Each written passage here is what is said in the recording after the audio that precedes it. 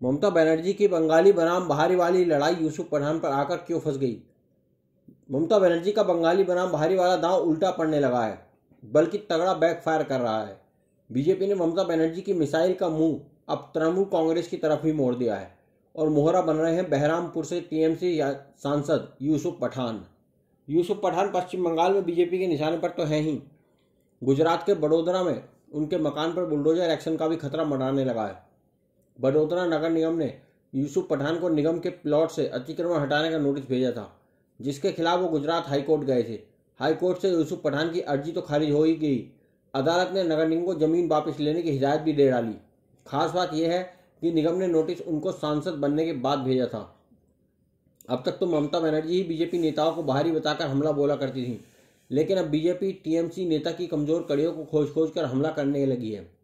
पश्चिम बंगाल में भाषा आंदोलन चला रही ममता बनर्जी के खिलाफ केंद्रीय मंत्री सुकांत मजूमदार ने मोर्चा खोल दिया है और पिछले कुछ दिनों से वो टीएमसी नेता के खिलाफ ही बंगाली बनाम बाहरी मुद्दे को आगे बढ़ाने की कोशिश कर रहे हैं।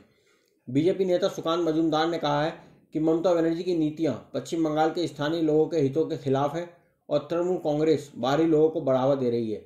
जिस तरह से यूसुफ पठान का नाम लेकर बीजेपी ममता बनर्जी के खिलाफ बंगाली बनाम बाहरी का मुद्दा उठा रही है, भाषा आंदोलन के लिए ये मजबूत काउंटर अटैक साबित होगा। 2021 के पश्चिम बंगाल विधानसभा चुनाव में भी ममता बनर्जी ने बंगाली बनाम बाहरी की बहस शुरू कर मुद्दा बना दिया था। जैसे वो बीजेपी के जय श्री राम के स्लोगन को लेकर आक्रामक हो जाती थी, बिल्कुल वैसे ही वो प्रधानमंत्री नरेंद्र मोदी और केंद्रीय मंत्री अमित शाह को बाहरी बोलकर निशाना बनाती थी। तब बंगाल में होने वाली हर घटना के लिए वो बाहरी लोगों के बहाने बीजेपी को टारगेट किया करती थी।